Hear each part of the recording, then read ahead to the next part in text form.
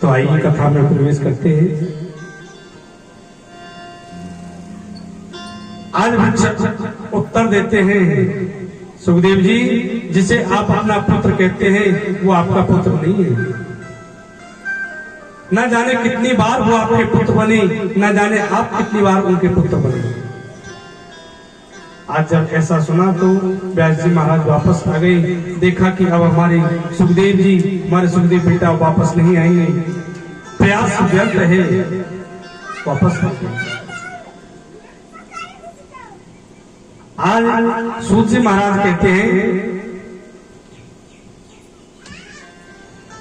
संत समागमो हरि कथा तुलसी दुर्लभ। संत समागम हरि कथा तुलसी दुर्लभ होई। सुत दारा और लक्ष्मी पापी के भी होई। इस संसार में दो चीज बड़ी दुर्लभ है, संतों का सानिध्य, संतों का संग, सत्संग, और दूसरा क्या, हरि की कथा, हरि का नाम संकीर्तन। ये दो चीज बड़ी दुर्लभ है संसार में। धन, वैभव, परिवार, जो लुटेरा होता है ना, उसके यहाँ भी जो प्रतिदिन पाप में लत रहता है, प्रतिदिन पाप करता रहता है, परिवार उसके यहाँ भी होता है। धन, वैभव उसके यहाँ भी होता है। उसके वहां क्या नहीं होता, संतों का संग, संतों का सानिध्य नहीं होता। हरि की कथाएं उस पापी के घर नहीं होती। इसलिए कहा, संत समागम हरि कथा तुलसी दुर्लभ दोई। सुत दारा और लक्ष्मी पापी के भी होते। बेटा बेटी लक्ष्मी तो पापी के यहाँ भी होते हैं। इसलिए जितना इस शरीर का सदुपयोग कर सकते हो उतना सदुपयोग करो, क्योंकि प्रभु ने ये शरीर दिया है। और जब अंत समय आएगा, अब कहना तो नहीं चाहिए, नहीं, जब अंत समय आता है ना, ये कंठ अवरुद्ध हो जाता है, कंठ से बोल नहीं पाते। बोलते हैं क्या, अवरुद्ध हो जाता है, घुर घुर की आवाज आने लगती है। यदि जीवन में आपने राम नाम, कृष्ण नाम को गाया है, तो अंत समय भी आपकी जिह्वा राम नाम लेगी, पक्का है। विश्वास करो, विश्वासो फलदायकम, विश्वास में ही फल छुपा हुआ है। विश्वास करके कर्म करते जाओ, फल तो स्वयं गोविंद देंगे। छोड़कर संसार जब तू जाएगा, तो कोई न साथी तेरा साथ निभाएगा। छोड़कर संसार जब तू जाएगा, कोई न साथी। सुनकर प्रभु का भजन किया ना, सत्संग किया ना दो घड़िया। प्रभु का भजन किया ना, सत्संग किया ना दो घड़िया। यमदूत लगा कर तुझको ले जाएंगे, भगदड़िया तो न बचताएगा। कोई न साथी तेरा साथ निभाएगा। छोड़कर संसार जब तू जाएगा, कोई न साथी तेरा साथ निभाएगा।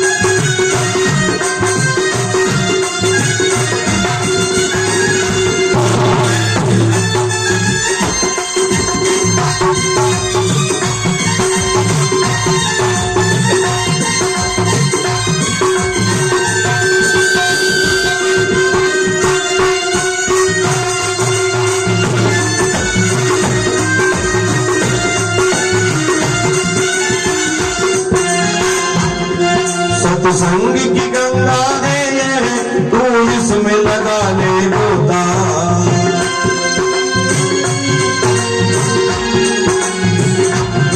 सत्संग की गंगा है, तू इसमें लगा ले गोता। सरना संसार से एक दिन जाएगा, तू हीरो का फिर पछताएगा, वो फिर पछताएगा। कोई ना साथ तेरा लगाएगा, छोड़कर संसार जब तो जाएगा, कोई ना तेरा साथ निभाएगा, कोई ना साथ तेरा साथ निभाएगा, कोई ना साथ तेरा साथ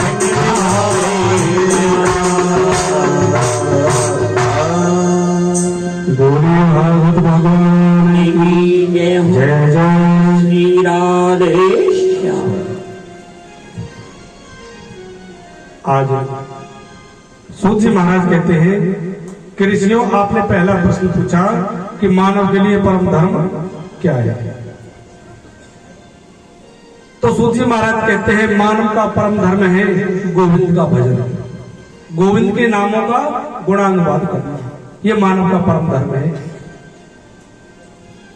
आप मंदिर जाते हो या नहीं जाते हो तो बड़ी बात नहीं, लेकिन आप गोविंद के नाम को कितना गाते हो, गोविंद के नामों का संकीर्तन कितना करते हो, हरि की कथाओं का गुणानुवाद कितना करते हो, ये जरूरी है। कोई पल ऐसा हमारे जीवन में ना निकले जो गोविंद के नाम के बिना निकले जाए। इसलिए कहा श्वास श्वास पर कृष्ण भजो, वृथा जन खोय, ना जाने या श्वास को फिर आवन हो न हो। सूत जी महाराज कहते हैं अपने प्रत्येक पल प्रत्येक श्वास पर कृष्ण नाम लिख डालो, राम नाम लिख डालो, पता नहीं अगले पल ये श्वास वापस आई भी या ना आई, कोई भरोसा नहीं। फिर कहते हैं कि आपका दूसरा प्रश्न ये कि पूजा किसकी करनी चाहिए। देखो जो 88,000 ऋषियों ने 6 प्रश्न किए, इन 6 प्रश्नों में पूर्ण भागवत है, 6 प्रश्नों के अंतर्गत आ जाती है संपूर्ण भागवत।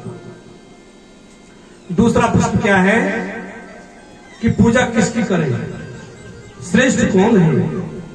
तो सूत जी महाराज बड़ा सुंदर उत्तर देते हैं कि हे ऋषियों, आप चाहे पूजा किसी की भी करो, चाहे दुर्गा की पूजा कर लो, चाहे शिव जी की पूजा कर लो, चाहे राम जी की पूजा कर लो, चाहे हनुमान जी की पूजा कर लो, जब आप पूजा कर रहे हो और कोई भी वस्तु चढ़ा रहे हो तो बोलो श्री कृष्णा अर्पणम अस्तु।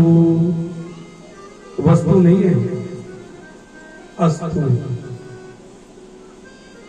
जब जम्मू वाले हमारे दर जाते हैं तो हम संकल्प कराते हैं, तो लास्ट में क्या बोलते हैं कमर जी, श्री कृष्णा अर्पणम अस्तु। तो बहुत तो ऐसे जाते हैं पंडित जी क्या वस्तु, मगर नहीं, अस्तु। अस्तु और वस्तु में क्या अंतर है, आ और बा का चक्कर पड़ जाता है। वस्तु मत कहना, वस्तु कहोगे तो निष्फल हो जाएगा, और अस्तु कहोगे तो फलदायक हो जाएगा। चाहे आप पूजा किसी की भी करो और अंत में कहो श्री कृष्णा अर्पणम अस्तु, पूजा आपकी दुर्गा जी की हो गई और गोविंद की भी हो गई। आप खेती करते हो कि नहीं करते? जैसे मानो खेती करते हैं ना, मानो 10 खेत इधर बनाओ, आप 10 खेत इधर बनाओ, बीच में से रास्ता निकाल दो पानी का और उस रास्ते में पानी छोड़ दो, तो जहां से भी आप जिस भी खेत में रास्ता बना दोगे ना, पानी उसी में चला जाएगा। तो खेत कितने हैं? 20, 10 इधर है 10 इधर है, लेकिन पानी का रास्ता कितना है? केवल एक। पानी एक रास्ते से जा रहा है बीच में से, और जहां से काट दोगे वो उसी खेत का रुख कर लेगा, उसी खेत में पानी चला जाएगा।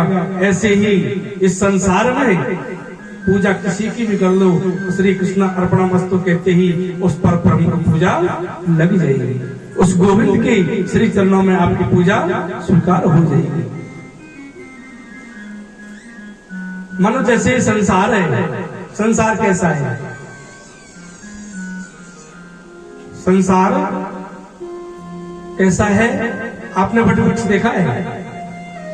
वट वृक्ष कैसा होता है? सीधा, जड़ नीचे है और पत्ते टहनियां कहाँ है? ऊपर की तरफ होता है ना। ऐसे ही ये संसार एक वट वृक्ष है, लेकिन ये सीधा नहीं है, ये उल्टा है। इसकी टहनियां, इसके पत्ते कहाँ है? नीचे, और जड़ कहाँ है? ऊपर। नारायण के श्री चरणों में इसकी जड़ है। ऐसे ही आप पूजा किसी की कर लो, जड़ तो नारायण है। मूल क्यों? मूल कौन है? नारायण है। इसलिए आप पूजा हनुमान जी की करो, शिव जी की करो, दुर्गा जी की करो, राम जी की करो, किसी की भी पूजा कर लो। और जब कुछ भी, जब अंत में बोलो श्री कृष्णाय अर्पणम अस्तु, तो आपकी पूजा लग गई। हनुमान जी की भी पूजा हो गई और गोविंद की भी पूजा हो गई। आपका नियम भी नहीं टूटा और पूजा गोविंद की हो गई। तो पूजा गोविंद की करनी चाहिए। क्यों? क्योंकि वो नारायण है, परम ब्रह्म है। शेष पर्यंत नारायण ही बसते हैं और कोई बसता नहीं। तो तीसरे प्रश्न में कहा है कि भगवान को अजन्मा कहा।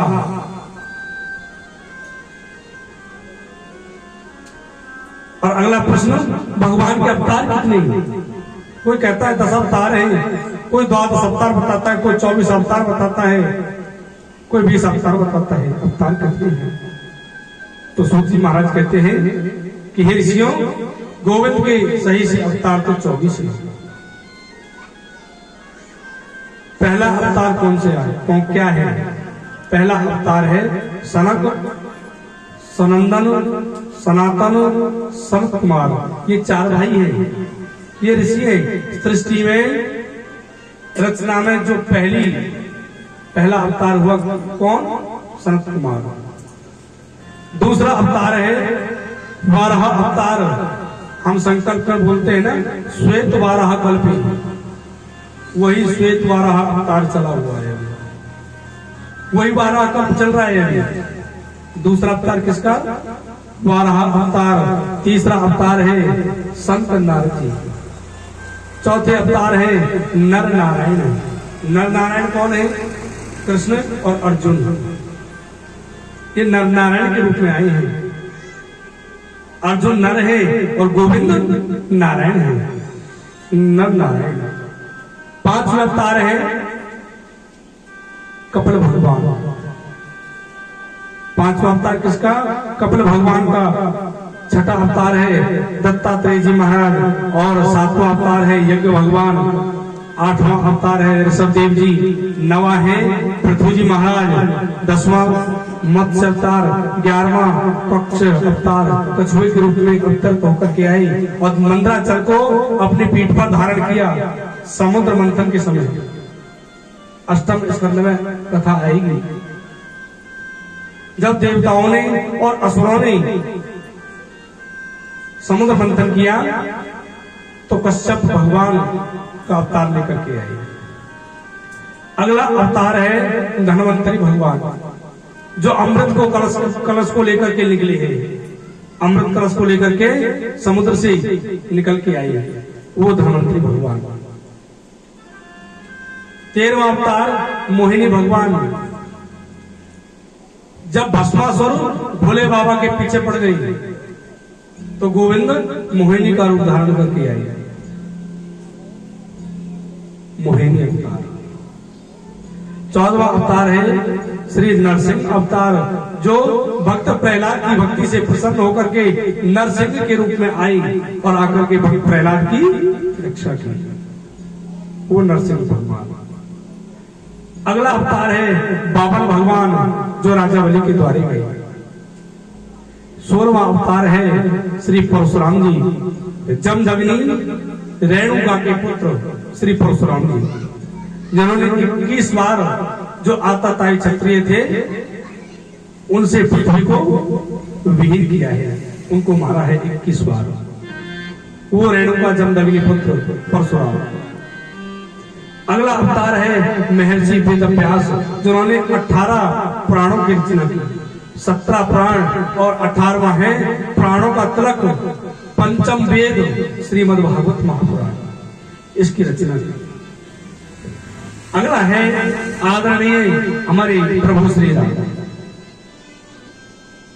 20वां अवतार है बलराम जी। अगला अवतार हमारे स्वयं कन्हैया, हमारे गोविंद। उससे अगला अवतार हरि अवतार, उससे अगला अवतार बुद्ध अवतार, हंस अवतार, और जो 24वां अवतार है वो अभी हुआ नहीं, वो होगा। वो कब होगा? जब कलयुग का चौथा चरण चलेगा। अभी कलयुग का कितना बीता है? लगभग 6000 पे नहीं पहुंचा, कम है। और जब कलयुग का चौथा चरण आएगा तो मनुष्य की आयु कितनी रहेगी? 12.5 वर्ष। अभी कितनी आयु निर्धारित की गई? आयु निर्धारित की गई है 100 वर्ष। 100 वर्ष में से भी 50 वर्ष हम सोते हुए निकाल देते हैं। क्यों? 50 वर्ष की रात्रि, 50 वर्ष के दिन, 50 वर्ष तो हमने सोते सोते निकाल दिए। और जब अंतिम चरण आएगा तो मेरे गोविंद अवतरित होकर के आएंगे। और सवारी किसकी होगी? श्वेत अश्व की, श्वेत घोड़ा होगा। हाथ में अस्त्र क्या होंगे? तलवार। दोनों हाथों में तलवार लिए आएंगे और क्या करेंगे? जो दुष्ट होंगे, आताताई होंगे, एक तरफ से उनका संहार कर देंगे और फिर से सत्युग की स्थापना कल की भगवान करेंगे। बोले कल की भगवान की जय हो।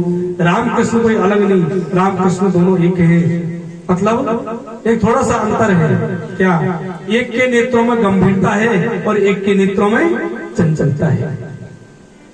राम कृष्ण दो एक ही, अंतर नहीं निमेष। इनके नयन गंभीर है, उनके चपलों विशेष। राम जी मर्यादा पुरुषोत्तम है, उनके नेत्रों में गंभीरता है। और हमारी कन्हैया कैसे है? लीलाधारी, लीला पुरुषोत्तम। राम ने कभी नहीं कहा कि मैं भगवान हूं, और कन्हैया ने कोई मौका ऐसा नहीं छोड़ा जहां नहीं कहा हो कि मैं भगवान हूं। जब भी कोई ब्रजवासियों पर विपत्ति आई तभी कहा कि मैं भगवान हूं, आ जाओ, मैं तुम्हारी रक्षा करूंगा। और तभी दौड़ लगा करके ब्रजवासी चले गए, रक्षा की है। पग पग पर कन्हैया ने कहा कि मैं भगवान हूं, ब्रजवासियों मेरे पास आओ, मैं तुम्हारी रक्षा करूंगा। लेकिन राघवेंद्र ने कभी नहीं कहा कि मैं भगवान हूं। आज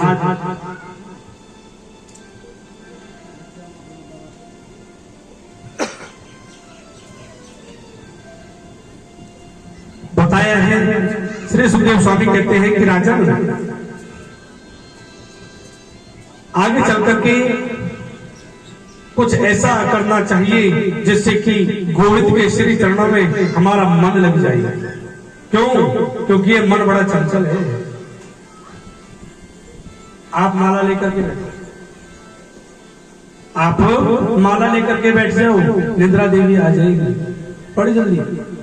और नोटों की गड्डी लेके बैठोगे तो, हाँ जी, नोटों की गड्डी दे दी, लो जी समारोह 10-5 करोड़ दे दिए तो आंखों की नींद जो है ना वो भी उड़ जाएगी, उड़ जाएगी। और माला हाथ में सोती, अगर नींद नहीं आएगी तो अब तो सोना है, भजन नहीं करना। ये संभालो अपनी कंठी माला, हम तो चले सीताराम, हमारे बस का नहीं भजन करना। अरे जो संसारिक धन है उसके पीछे तो आपकी नींद खराब हो गई, नींद उड़ गई। और जो परम धन है, जो राम नाम का धन है, उसको लेने के लिए बोल दिया तो निंद्रा देवी आती है, नींद आती है, आलस्य आता है। बड़े मूर्ख हैं। परम धन तो वही है। इस संसार में सुखी कोई नहीं। कोई सुखी है क्या? कोई नहीं। कोई तन से दुखी है, कोई मन से दुखी है, कोई बिना धन के ही दुखी है। कोई तन दुखी, कोई मन दुखी, कोई धन बिन रहे देवदास। कोई तन दुखी, कोई मन दुखी, कोई धन बिन रहे देवदास। और थोड़े थोड़े सब दुखी, सुखी राम के दास। सुखी कौन है? जो राम का दास है, जो मालिक नहीं है, नौकर है, वो सुखी है। जो मालिक होगा उसको बड़ी टेंशन होती है, कितना मुनाफा हो गया, कितना घाटा हो गया, किसको कितना देना है, किसको कितना देना है, किसको कितना देना है, किसको कितनी क्या देना है। बोलिए गोविंद भगवान की। इसको ऐसा कर दो जो जाएगा। ना जाएगी, ना जाएगी। ठाकुर जी चाहते हैं भजन कर लो, छोड़ दो सोना। अब नहीं जाएगी, अब नहीं जाएगी। देखो ठाकुर जी क्या चाहते हैं, भजन कर दो।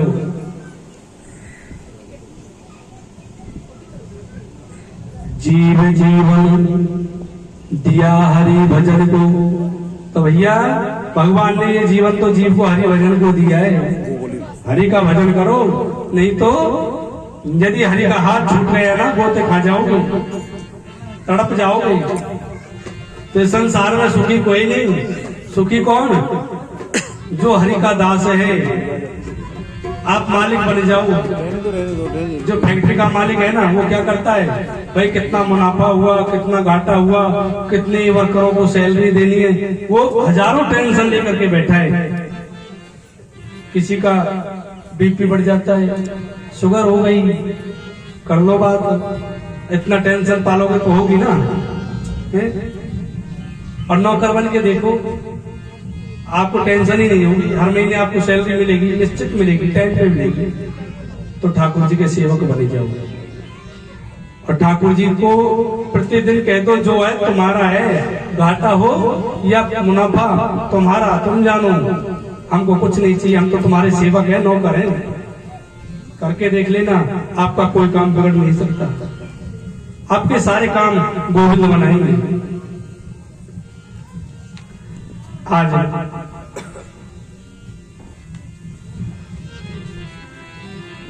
श्री सुखदेव स्वामी श्री सूत जी महाराज कहते हैं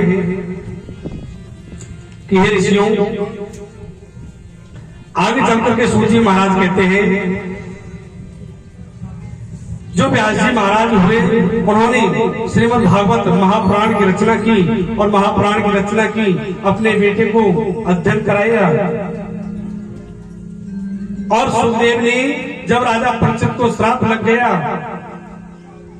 तो स्वतः ही सुखदेव जी सभा में गए और वहां ऐसी भागवत कथा श्रवण कराई कि 7 दिन में परीक्षित का मोक्ष हो गया।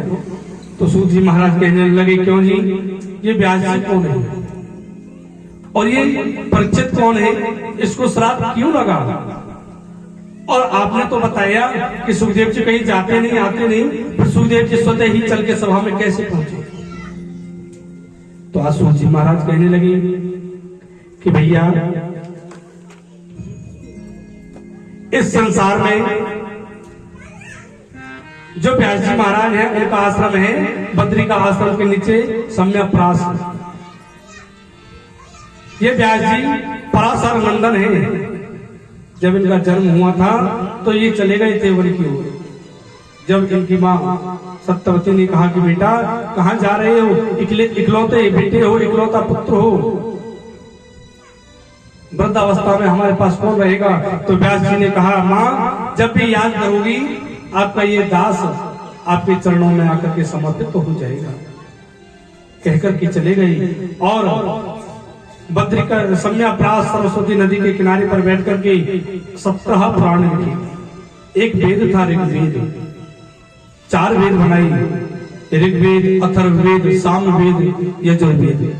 4 वेदों को लिख दिया, 17 पुराणों को लिख दिया, लेकिन मन को शांति नहीं मिली। जब भी समाधि लगा के बैठते तब भी क्या देखते कि संसार नाच रहा है, संसार कैसे नाचता है? भजनों पे नहीं। कैसे नाचता है जी संसार? भजनों पे नाचता है ना। उसको नाचना नहीं कहते। नाचना किसे कहते हैं? 84 में भटकना। जो 84 में भ्रमण करता है, पुनरपि जननम पुनरपि मरणम पुनरपि जननी जठरे शयनम, जो आवागमन के चक्कर में पड़ गया वो नाच रहा है। व्यास जी आंखें बंद करके देखते हैं तो ये संसार वाले क्या करते हैं? सुबह उठते हैं, खाते हैं, पीते हैं, नाश्ता करते हैं, अपने कार्यकाल देखते हैं और शाम को खा पी करके फिर सो जाते हैं। कोई गोविंद का भजन करता ही नहीं। वही उठना, सोना, खाना, पीना, संसार में लगे रहना, लेकिन गोविंद के नामों को कोई नहीं करता। अब सुबह सुबह उठते ही क्या कहते हैं? हालांकि सुबह सुबह जब उठे तो अपने दोनों हाथों को देखो। ठाकुर जी का वास होता है। अब क्या कहते हैं? हाथों को तो दूर, सुबह उठते ही चारपाई को छोड़ा नहीं। हाजी चाय बनी कि नहीं बनी? चाय लेके आओ। श्रीमती जी कहती हाजियों को मुंह भी नहीं धोया, चाय पी। अरे इतने बड़े मूर्ख कैसे हो सकते हैं? सब कुछ जान करके मूर्ख मत बनो।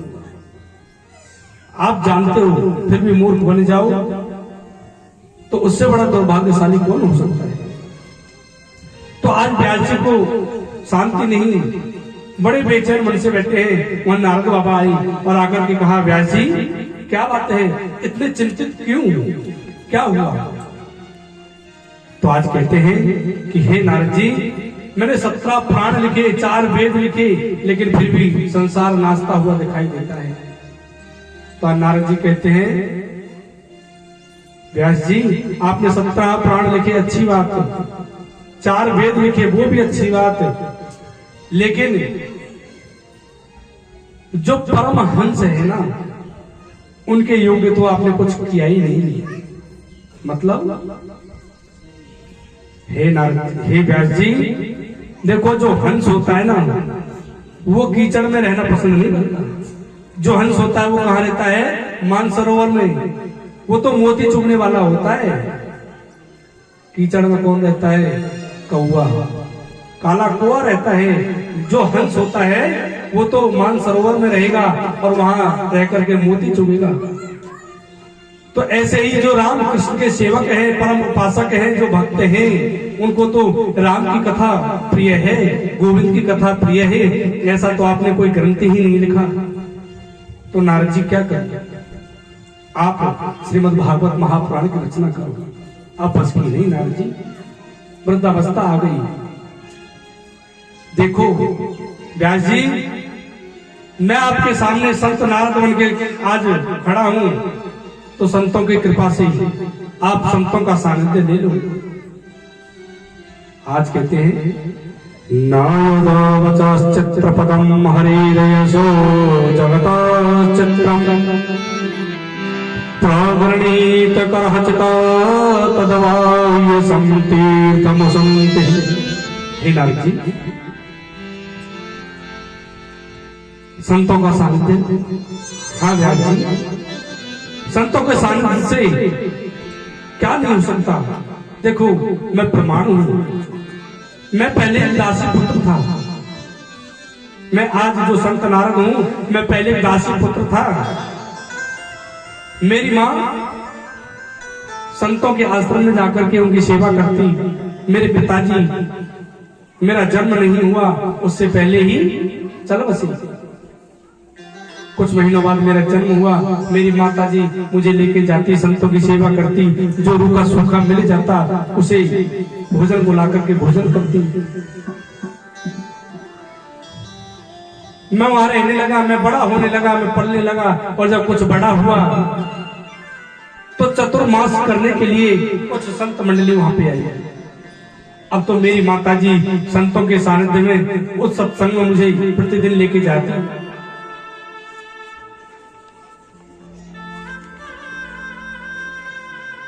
वहां सत्संग होता, मैं भी श्रवण करता। जब चतुर्मास पूरे होने को आए तो मेरे मन में आया, क्यों ना मैं संतों के साथ ही चला जाऊं। लेकिन मेरी माँ को न जाने कैसे ये बात पता लग गई कि मेरा बेटा जाना चाहता है संतों के साथ में। तो आज रात्रि में संतों से आकर के कहा कि हे संत भगवान, मेरा इकलौता पुत्र है, उसे लेकर के मत जाना, वो मेरा सहारा है। तो संतों ने कहा कि हम नहीं लेके जाएंगे। आज जब माँ ने संतों से मना कर दिया तो मेरे मन में बड़ा क्रोध आया और मैंने मन ही मन विचार किया, मन ही मन सोच लिया और ठाकुर जी से कहा कि मेरी माँ को मृत्यु प्राप्त हो जाए, मेरी माँ मर जाए। पर अगले पल ही मैंने गोविंद से क्षमा याचना की, नहीं गोविंद, मेरी माँ है, मेरी माँ को मृत्यु नहीं आनी चाहिए, मुझसे अपराध हो गया। लेकिन अगले दिन जब सुबह सुबह मेरी माँ गाय को दोहने के लिए गई तो वहीं घास में बैठा हुआ एक सर्प आया और सर्प ने मेरी माँ को डस लिया और मेरी माँ की वहीं मृत्यु हो गई। जब मेरी माँ की मृत्यु हो गई तो मेरी आंखों से अश्रुधारा बही। लेकिन व्यास जी एक आंख से तो गर्म अश्रु निकले और दूसरी आंख से ठंडे आंसू। ऐसा क्यों? देखो, जो खुशी के आंसू होते हैं ना वो गर्म होते हैं, जो खुशी में आंसू निकलेंगे वो थोड़े गर्म होंगे, और जो दुख में आएंगे वो बिल्कुल ठंडे आंसू आएंगे। आज नारद जी कहते हैं व्यास जी मुझे दुख भी है और खुशी भी बहुत हुई। क्यों? दुख ये हुआ कि आज संसार में मैं अकेला हो गया, मेरी माता जी चले गई, अब मेरा कोई नहीं रहा। और प्रसन्न इसलिए हुआ कि अब मुझे भजन करने से रोकने वाला कोई नहीं, अब तो मैं विचरण करूंगा, ठाकुर जी का भजन करूंगा। संतों ने मुझे जो मंत्र दिया था 12 अक्षर मंत्र, भागवत जी का सिद्ध मंत्र है। आज मैं हिमालय की पर्वतमालाओं में आ गया, कंदराओं में गया और वहां जाकर के भजन करने लगा। और जब भजन करते करते मेरी समाधि लग गई, समाधि में गोविंद आए और जब गोविंद अंतर ध्यान हुए तो मेरी समाधि टूट गई। समाधि टूटी तो गोविंद को नहीं पाया तो मैं तड़पने लगा। तो एक आकाशवाणी हुई कि बेटा जब प्रलय होगी, इस प्रलय में तुम्हारी मृत्यु हो जाएगी और जब दोबारा से सृष्टि का सृजन होगा, सृष्टि की रचना होगी, तुम मेरे पुत्र संत नारद के रूप में आओगे। तो व्यास जी उन संतों के आशीर्वाद से आज मैं आपके सामने संत नारद बन के खड़ा हूं और ये पीड़ा स्वयं नारायण ने मुझे दी है। तो संतों के सानिध्य से क्या नहीं हो सकता। आज व्यास जी महाराज ने गणेश जी को बुलाया, कहा कि मैं मंत्र बोलता जाऊंगा। चतुश्लोकी भागवत से मंत्र अर्थ निकाल के बोलने लगी। लेकिन गणेश जी ने शर्त रख दी कि व्यास जी मेरा हाथ रुकना नहीं चाहिए, यदि आप चुप हो गए तो मैं छोड़ के चला जाऊंगा, अपने आप करना अपना काम। ठीक है, स्वीकार है। अब तो व्यास जी मंत्र बोलते, भागवत जी का श्लोक बोलते। जब सुबह और शाम के समय नित्य क्रिया का समय होता तो एक ऐसा श्लोक बोल देते कि गणेश जी अर्थ करने में ही समय लगा देते थे, क्योंकि अर्थ करके लिखना है ये व्यास जी की शर्त थी। बीच में रुकना नहीं है, बोलते रहना है, ये गणेश जी की शर्त थी। अब एक समय जब प्रातः संध्या काल हो तो एक श्लोक बोलते कि गणेश जी आप इसका अर्थ लगाओ, मैं भी आया। इतने वो अर्थ करके लिखते, इतनी देर में वो नित्य क्रिया करके आ जाते। ऐसे भागवत जी की रचना हुई। जब भागवत लिख दी गई तो सुखदेव जी के व्यास जी के मन में आया भागवत तो लिख गई, लेकिन इसका अधिकारी कौन है, यह भागवत दी किसको जाएगी। तो अंतर्मन से आवाज आई, इसका अधिकारी तो मेरा सुखदेव है और कोई नहीं। लेकिन सुखदेव तो समाधिस्थ है, समाधि में बैठा है, उसको बुला के कौन लाए। आज अपने शिष्यों को व्यास जी ने बुलाया और भागवत जी के श्लोकों को पढ़ाया और कहा जहां मेरा पुत्र समाधि में बैठा है ना, वहां जाकर के इस श्लोक को कहो। आज शिष्य आए और आज सुखदेव जी के पास में आकर के कहने लगे, वरहा पीड़म नटवर वपु, कि वरहा पीड़म नटवर वपु, कर्णयो कर्णिकारं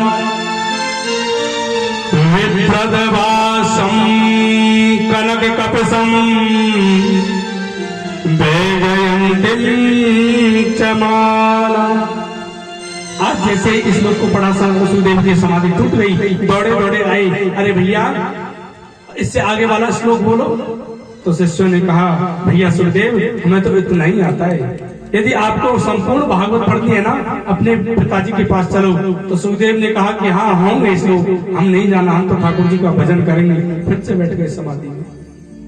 व्यास जी ने फिर से श्लोक दिया और कहा, अब की बार बोलना, अब की बार निश्चित आएंगे सुखदेव। अब की बार जाकर के कहने लगे, अहोवकीयं स्तनकाल कुरुटम जिह्वासया पायरप्यसादवी, लेभे गतिं दात्र्योचितां, ततो अन्यं कम्बा दयालु शरणं भजेम। आज करुणा का वर्णन, ओहो देखो, जो मुक्ति मां जसोदा को पहले मिलने वाली थी, आज वो मुक्ति मेरे गोविंद ने उस पूतना को दे दी जो स्तनों पे जहर लगा के गोविंद को मारने आई थी। आज जो मुक्ति जसोदा को मिलने वाली थी, वो मुक्ति पूतना को प्रदान की है। इतने करुणावत्सल, इतने करुणाधान मेरे गोविंद। आज सुखदेव जी ने कहा, भैया और बोलो। सुखदेव जी यदि इससे आगे जानना है तो व्यास जी के पास चलो। आज सुखदेव जी दौड़े दौड़े आए और आकर के प्रणाम किया, पिताजी मुझे भागवत अध्ययन कराओ। आज भागवत अध्ययन कराने से पहले मन में फिर विचार आया।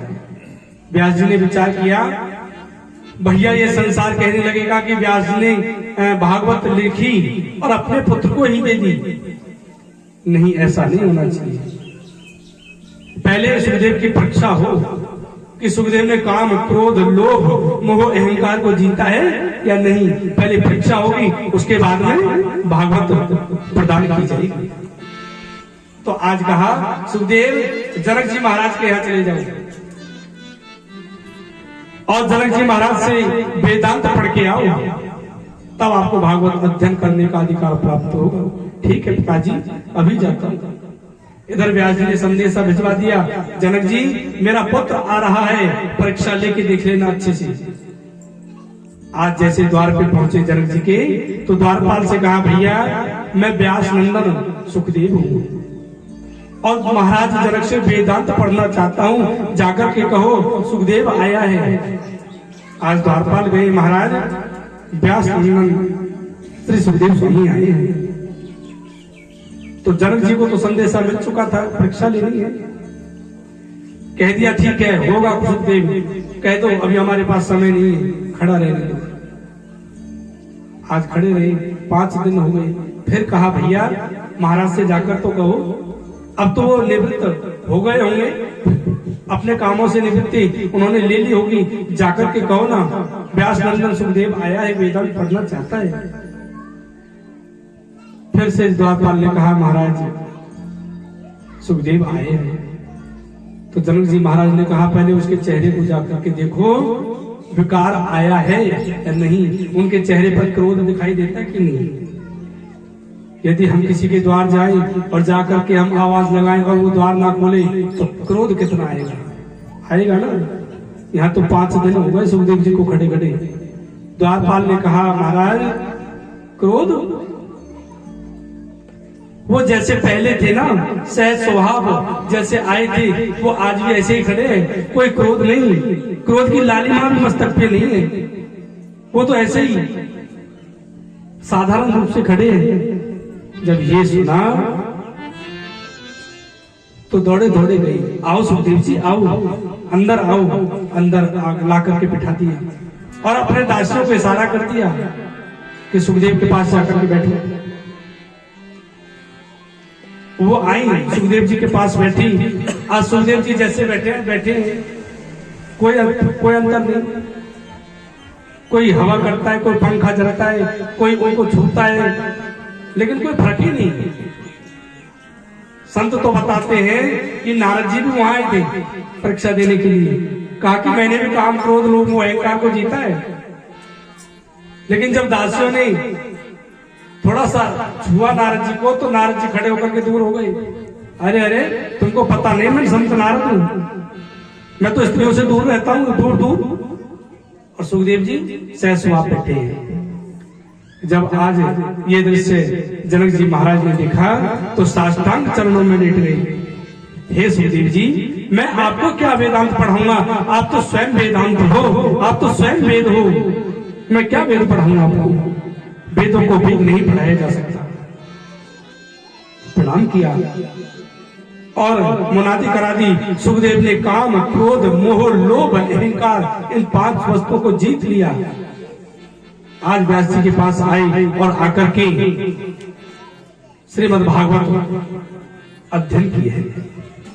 तो सूत जी महाराज कहते हैं व्यास जी महाराज से भागवत अध्ययन किया और जब परीक्षित को श्राप लगा तो वहां पर सभा में गए और ऐसी कथा सुनाई कि परीक्षित का ही मोक्ष हो गया, मोक्ष करा दिया। तो 88,000 ऋषि कहने लगे भगवान परीक्षित कौन है? ये है कौन? किसका पुत्र है? आज सूत जी महाराज कहते हैं कि हे ऋषियों, जब कौरव पांडवों का युद्ध चल रहा था, कौरव सेना मारी जा चुकी थी, पराजित हो चुकी थी, शेष कौन बचा था? दुर्योधन। दुर्योधन उस युद्ध में बचा है, लेकिन आज गदा युद्ध में उसकी भी जंगा टूट गई। आज रात्रि है, चांदनी रात्रि है, चांद निकला हुआ है, लेकिन वो तड़प रहा है दर्द के मारे। तो वहां पर कृतवर्मा और अश्वत्थामा जी आए। आकर के देखा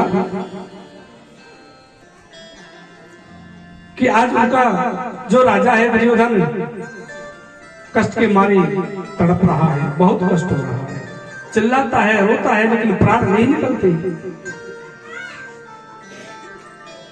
तो आज अश्वत्थामा कहता है मित्र, तुम्हारी क्या